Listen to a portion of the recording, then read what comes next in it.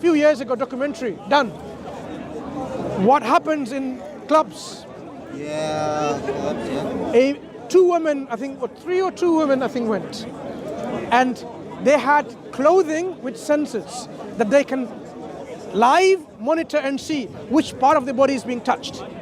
Legs, bosoms, head, back, whatever. The moment you touch and the depth of the touch, it registers because it's all mapped out by different sensors. Yeah. It's like a cloth specifically designed that whenever you touch something, it maps out you can see in the computer which part of it is changed. In an hour or something, or whatever the time was. How many, I've forgotten the actual numbers now, 45 times or something, they were touched within that small time frame, without their consent.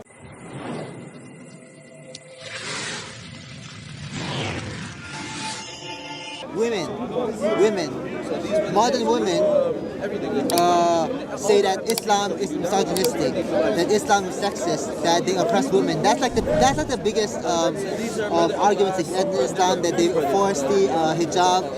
Therefore, the Iran protests. They, for instance, stuff like that. Or what do you have to say? Sure. In fact, it's the modern women that are accepting Islam.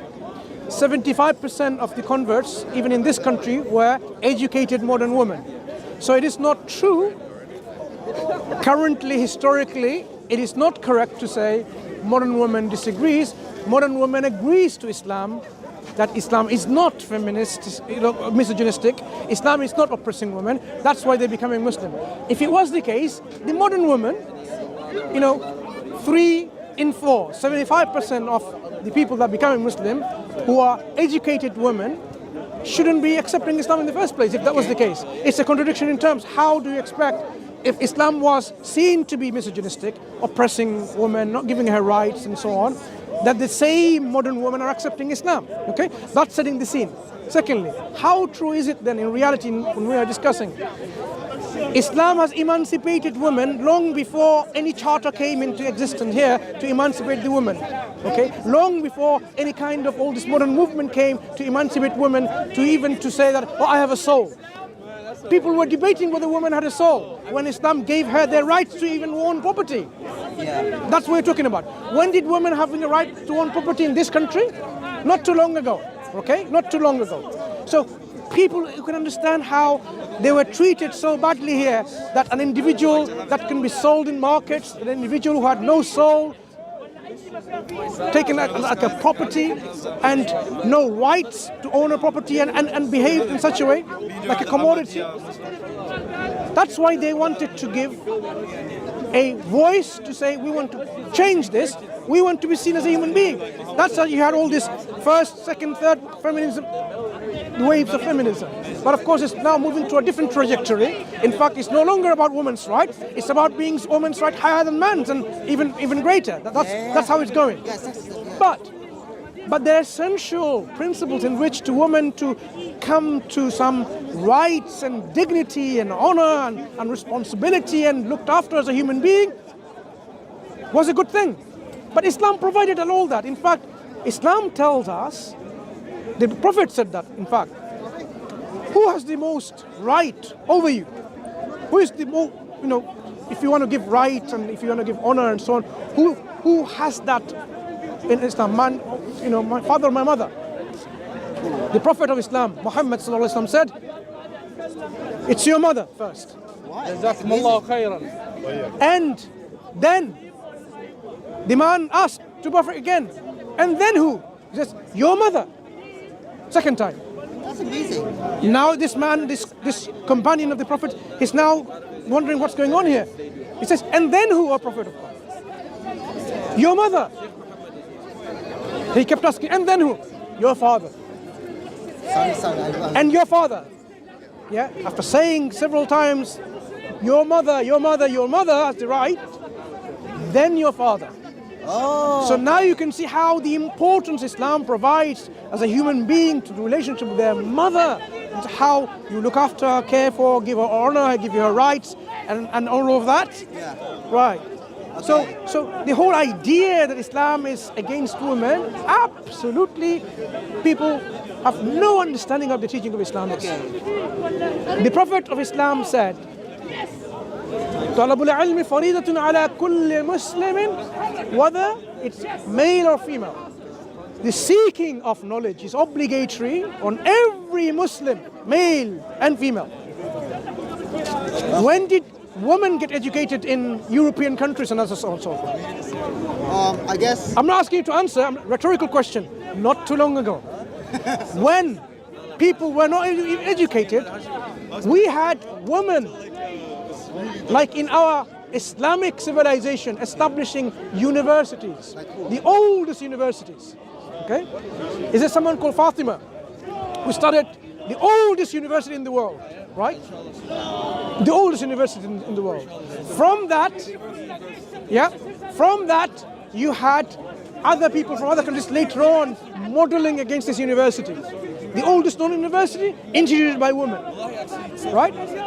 We have hundreds and thousands of women scholars from whom we have our religion transmitted. Their biography goes in volumes.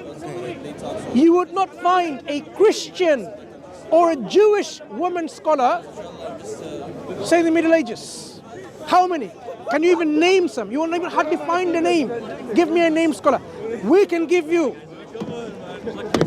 30 volumes of women scholars. Books written like this, by the way. Really? Like Yeah. So this is by someone called Nadwi. Okay, I think it's Akram Nadwi. Okay, Akram Nadwi. If I'm not mistaken, it's definitely a Nadwi. He's written, he's Women Companions of the Prophet. There's a biography of the women companions of the Prophet. If I'm not mistaken, about 30 volumes. This is the level of how Islam treated women. The companions of the Prophet went to many of the wives of the Prophet to learn Islam, to have judgment, decisions making. This is how Islam from the very beginning uplifted women in their honor and dignity as a role, someone who can be learned from, taken as a scholar, someone as a not only just like a soulless human being, but someone who is honored and respected and trusted, someone to be imparting you the message of God, message of the revelation. Okay? When Islam makes people to cover their hair, this is Islam's sociological model of preventing women being molested in a society because of the provision of a dress code. In Islam, we have behavioral laws and regulations, how we behave outside our home, in the society, in the marketplaces, and so on and so forth. Because even in this country, which is England, of course, Speaker's Corner, if you go along naked and walk along naked, you will be probably arrested for public disorder crime, right? Because, there's a public disorder crime where you're going again naked. You can't do that. There is a law against it, right? There might be some places which they allow, but in general, you can't expect to turn up to work naked. They would not tolerate that, right? So there is a dress code even in our societal matters, in everyday living. There are rules, Islam also provides our dress code, which is a dress code of modesty. When women of the time of Muhammad Sallallahu Alaihi Wasallam, that period of Jahiliyyah and before Islam, women, there were people who are known in their attire and their dress, and people say she's a prostitute. And they'll go with her and then use her services. This is before Islam. Islam came to change the way people look at a believing woman who is righteous and virtuous and someone who is modest and decent. By looking at this, the moment you look at her, you know that she's a Muslim woman, she's not for sale. She is not for sale. That was to prevent any molestation, okay? Because she's dressed in modesty. Look at how nuns dress, even to this day. If you looked at from her back, you'll say she's a Muslim woman walking with a hijab, right? Of course. This is a modesty. Look at the pictures of the mother of Jesus, Maryam. Always covered. Always in a dress, Because the covering as well. The women in the church, they need to be. Yes, they need to be covered. So these are the signs of dress code behavior showing modesty. Right. So Islam provided a particular dress code because the legislation comes from God and His wisdom. He knows what constitutes which part we need to cover as modesty. Right. You know, imagine people's nose was the most sexiest thing, right? Which is not. That's not what even a feminist or a sexist considers that. Do they? Otherwise they will cover their nose all the time, right? Okay? Yeah. Right? It's not. But there are certain elements of human body that people find attractive, and that attraction leads to people trying to either, you know, have relationship by either consent or by force, which is the cause of rape, right? To prevent this in society, people dress modestly to stop this kind of feeling to be aroused, for example, right? That's why people, not only because of cold and something people wear dresses, is to cover those parts in which the sexual attraction will be displayed, and that will then bring in some kind of, you know, change between two individuals. We're not animals. We are human beings which are more socialized and more advanced in the way we interact with people. Yeah, of course. You don't find a human being and just go there and see someone, oh, that's my brother's wife, let me go and have sexual relations with that. Oh, that's my auntie, and that's my, you know, whatever. They don't do that. People have a boundary in saying, no, we are not going to have a relationship like that. In fact, even if there was a woman that are going to have a relationship, we need to have consent. I mean, animals don't give consent and seek consent, do they? Human beings do. That's why rape is an action done without a consent, and it's a crime. The consent is seen to be very, very important. So there is a dress code to prevent many of these things, and God in His wisdom knows which ones works better. So we are told how much to loose clothing, loose fitting clothing, how much, women likewise, and a part distinction between man and a woman we see in everyday life. Woman covers their hair. Okay? Because from the wisdom of God, okay, this is one aspect of woman's body in which it is acting as a sexual part of the body where the sexual attraction can be initiated and so on and so forth. This is the wisdom of God. This is the understanding that Islam has provided, and it caters for that, so that people are not moved immediately, okay? But between spouses and so on, husband and wife, of course, you don't cover your hair. You know, what you do at home is something different, right? Do you follow? He's just trying to read something. So, but in public, she covers her hair. Okay. Yeah. Now think about it in a different way as well. Man and woman. People try to look after themselves and beautify themselves. Look smart. Yeah, looks nice, attractive. Of course, So you have the grooming done and so on and so forth. Women have a lot of cosmetics.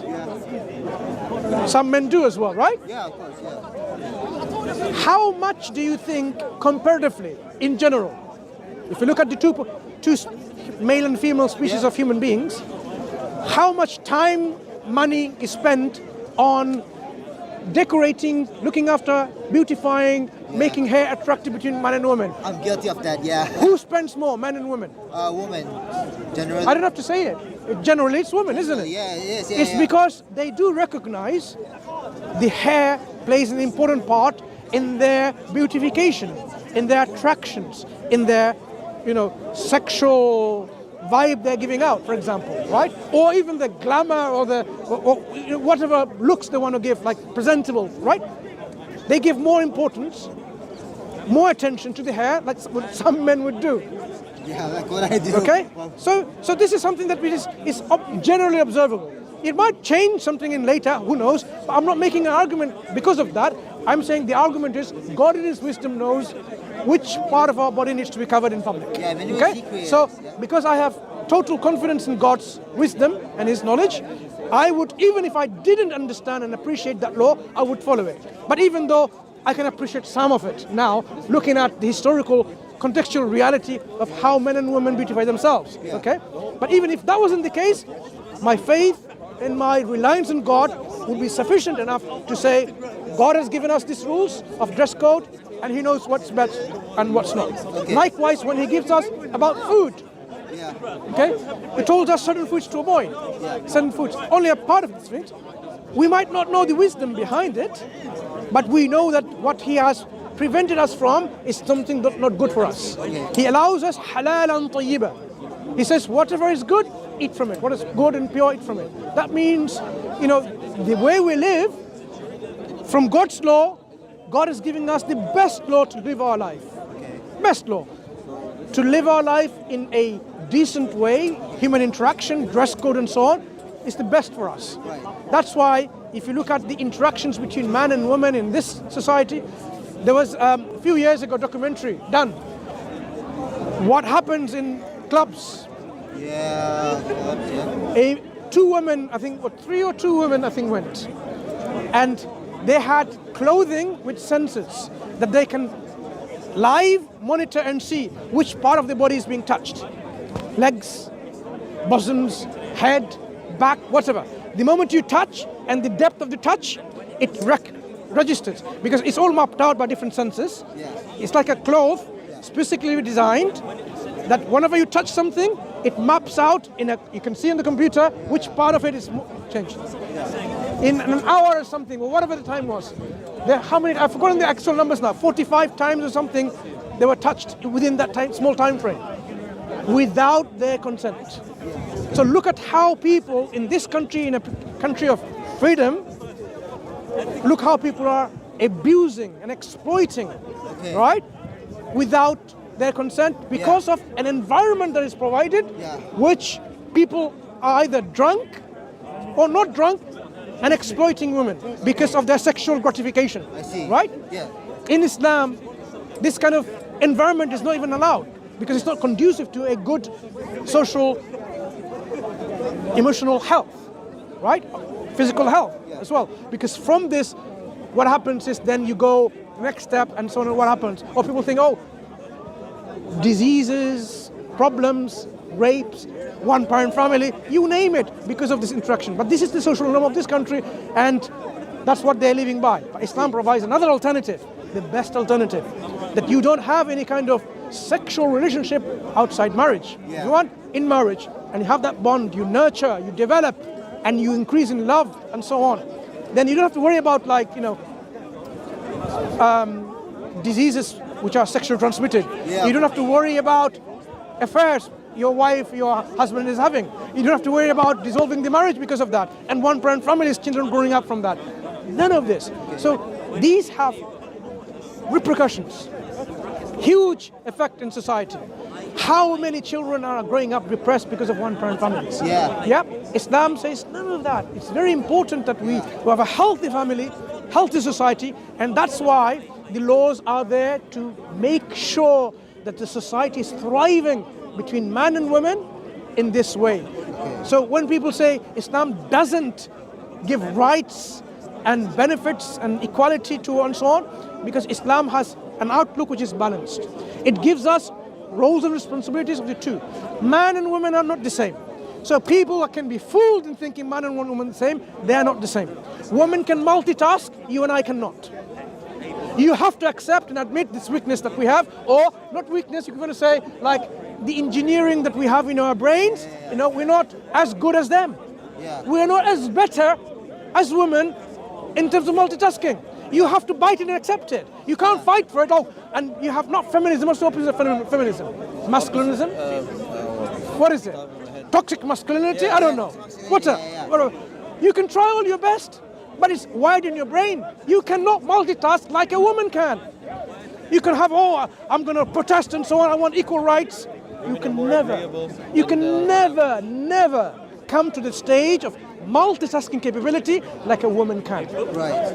So what does Islam do? It recognizes the difference between man and woman, and it assigns the responsibilities to man and woman likewise. So the false idea of feminism and toxic masculinity doesn't arise in Islam. We have a balance. So when people talk about feminism and so on, it's misunderstanding the difference between man and woman biologically, not socially. Social construct can change anytime, anywhere. You can have, man being like the slaves of a woman in a society, and all men are servants for all men. They can change a society like that. But what we're saying biologically, the way we are born in our genetic makeup is different. That needs to be recognized by feminists. So when Islam provides, for example, the wedding, Yeah. it is not the gift that is given within this wedding that to the husband. The husband provides the wedding gift, the mahar, to the wife. But what happens in society in this country now? I mean, look at who's receiving the gift. No, I'm saying in a society, like, if you think about it, so we're talking about in weddings like this, people had a misconception, but actually it's the opposite. Woman's it's the receiving end, she's getting it. The only example they bring is the issues of inheritance. Oh, woman gets half of the inheritance. And the other issue is, oh, she's got half of the brain of intelligence like a man. Okay? Misunderstanding from the very roots. In Islam, because of the roles and responsibilities are differentiated, men are physically stronger, okay, than women. That is why you don't see men and women all have all the laborious job equally and so on. You know, going historically, it's something obvious, right? You don't have men and women competing on the same sport equally, do they? Running, boxing. They don't. You have women's sports separately. Yeah? They can do that now, and they will get who? Transgender women who are biologically male to win the game. Yeah? Do you know what's happening? Yeah, I know. Transgender women who are biologically male, they're competing against the women and they're winning all the games now. Bulk of it. Why? The fact remains the same. The male are still physically, still with a large body mass, they're stronger and more capable, okay, in many sports, because that's how we are, in our makeup. So if we don't recognize that, we will see this kind of problem that we see in society. So in terms of the issues of inheritance, Islam assigns the job and the role to the breadwinner, to the man in the family. It could be the father, or it could be the husband, or it could be the son, depending on who it is. The woman in the household, like mother, sister, wife, and so on, they don't have to do anything. She can have her business as what she wants, and the man cannot touch even a single penny out of it. But the man has to provide, look after financially, economically, socially, all that she needs to be looked after. Yeah. Not just only feeding, food, making her well fed and well clothed, well looked after. All of that have to be provided by the man. Man has to work and get that money, wages, salaries, whatever, to provide the bread to the household. If this is the case, and the woman is in the receiving end, when she's married off, she will be given money by the husband as a marital gift. And when she goes into this new home, as a new family member, she doesn't have to spend a single penny. She will be provided for financially. So now look at financially.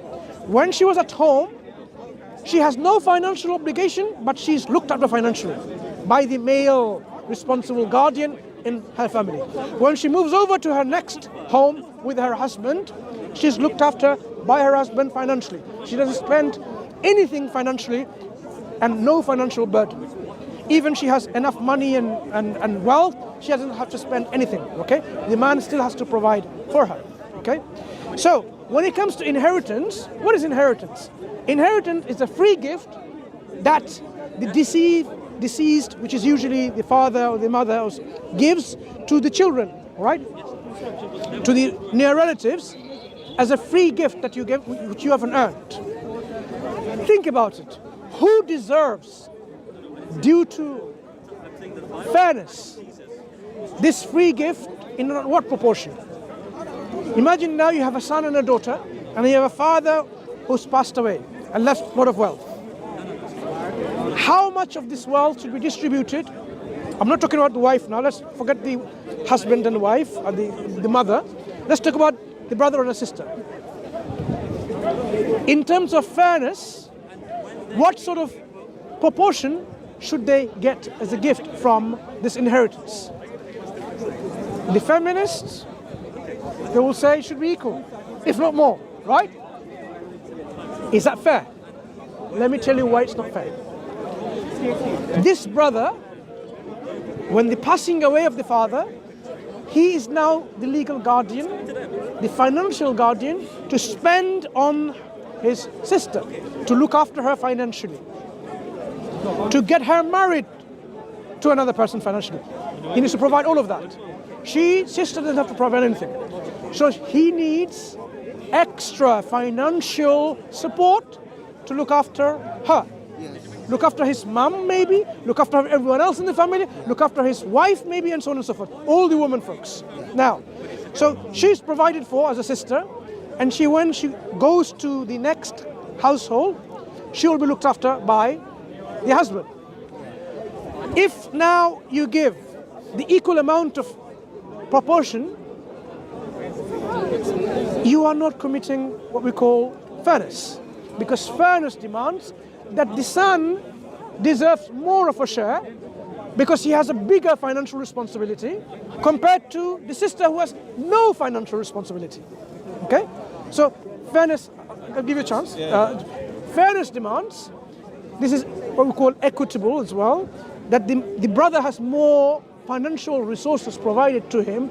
That's why his proportion is double in Islam when it comes to inheritance.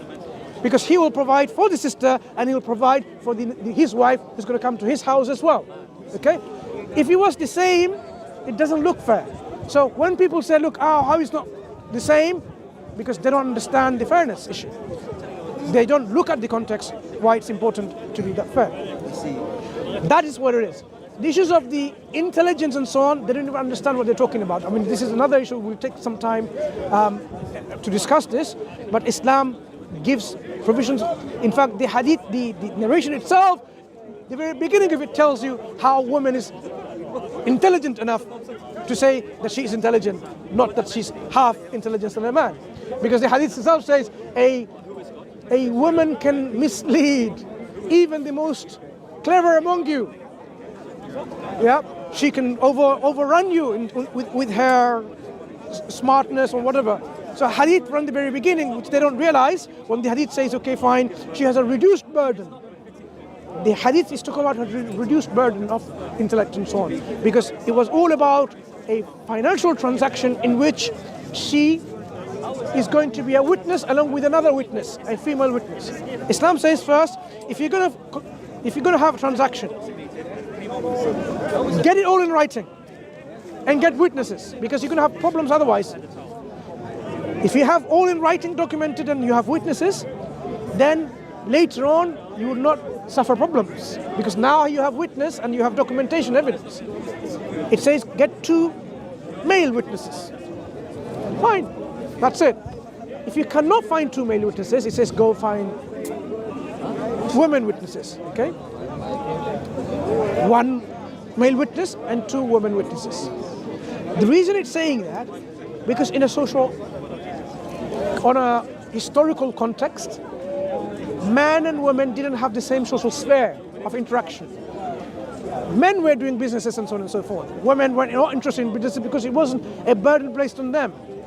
So if she is not into this kind of transaction and business in her everyday life, the skill, the remembrance, and many other things, she would not be as experienced and as well off in terms of the whole landscape of this particular economic transaction, would not be as good as men.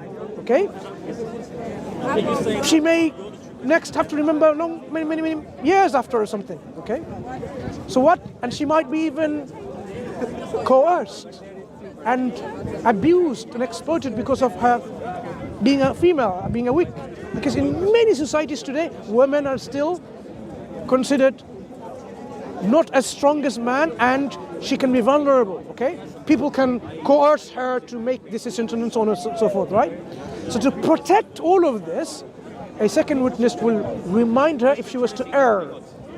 أن تضل إحداهما فتذكر إحداهما الآخر. If أخرى, I think this is how the hadith goes. If she was to err, either by compulsions or on fear or so on, even of memory or because of unfamiliarity, then someone can remind her. That was the role. Quran explains why. It's to do that she doesn't have to have this kind of extra burden that she made and err in that point. It's just to prevent from erring happening. Another witness is reminding her. That's all. The Quran doesn't say she's less intelligent, because when the hadith talks about that, she has the reduction also in her prayers and fasting. Is prayer and fasting somehow deficient in her intelligence? Of course not. But that shows you how the reduction is applied in terms of this. She has this role of reduction.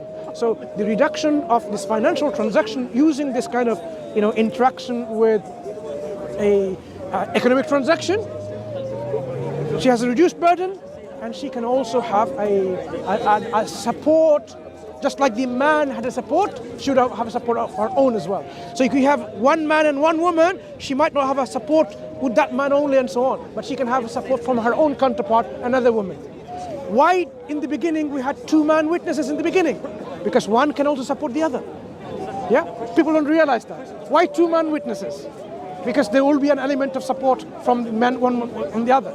But a man and a woman itself, because of their social sphere of activity is different, they might not even meet and so on and so forth and have all this. Women have another support for another woman because of that social sphere of difference. That is why it's given like this, not because women are inferior in intellect and intelligence. Okay? And of course the hadith itself tells you very beginning, in fact, how she can overrun and overthrow and outsmart, that's the word, sorry, outsmart the man. Yeah?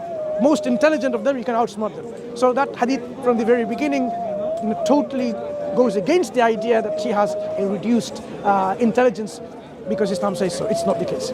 So we talked about how Islam not only empowers women to uplift her. Prophet gave rights, your mother, remember I said? Yeah, of course. Gives inheritance, gives her dignity and status of nobility, respect as a scholar, as a teacher, transmitter of religion. In the way you'll be treated as a woman, with in fairness and love and respect, not like a commodity and so on. That is well before any human rights activists ever came to protest and say we want this. Okay, Islam provided for all of that, and Islam continues to provide for women and this. But Islam's role is that it considers man and women to be not the same, different. Yeah, I agree with that. To give you a last example on that, what Islam provides is a concept called equity rather than equality. Imagine now we have a small human being, a child, up to this much. Yeah. This is a wall, okay? Up to this height. Yes. I am this height, I can see beyond the wall. A football game. And you have a child, okay? I'm standing, the child's standing. Is it fair the child's watching the game? Okay. Imagine now there was another child. I wasn't here. Two children. One taller than the other. So you say, you know what? We're going to provide some support, both of them. We'll give them equal height ladders. Same height. So they gave the same height ladders. The one who was taller is able to see the game. And the one who's shorter is not able to see the game. Because the support provided was the same height. Yeah. Now, that's equality there. Yeah. But did it do the job? No. So it wasn't fair. Not fair at all. Yeah, no. Equitable treatment or fair treatment is when you notice the differences and you provide the support, what they need, with the amount, so the shorter person should have been given a taller ladder or a step tool so that he can see the game compared to the other. This is what Islam provides in roles and responsibilities. Gives them whatever is needed to fulfill their function and the role in a society fairly and adequately and sufficiently. That is Islam. That is why Islam, when looked at it properly, would be considered to be an Islam, something which is fair and just and rational. Okay. Because that's where the whole idea of feminism is totally dismantled by the Islamic application of equity. They're fighting for equality when equality is not going to get you anywhere. Last example, because I had to go. Me too, yeah. Me too, because I need to go and let me say, excuse me. No, I need to go now because I have to pray quickly. Okay. So nice speaking to you, Nice to meet you, and yeah. all the best. And look into Islam, and God guide you, make the step, and He will come back to you. If Islam is a true religion and a true accept way it. to God, is it okay if you could pray for me? we always pray for everyone so that God guides everyone. Yeah? Yeah, God, for the Quran as may well. God guide you Yes, and then for the and wisdom, make yeah. that effort Yeah. to be guided. Because if you take one step, God will take you 10 steps. Okay? so much. Thank you. Thank you. Thank you. Thank you very much.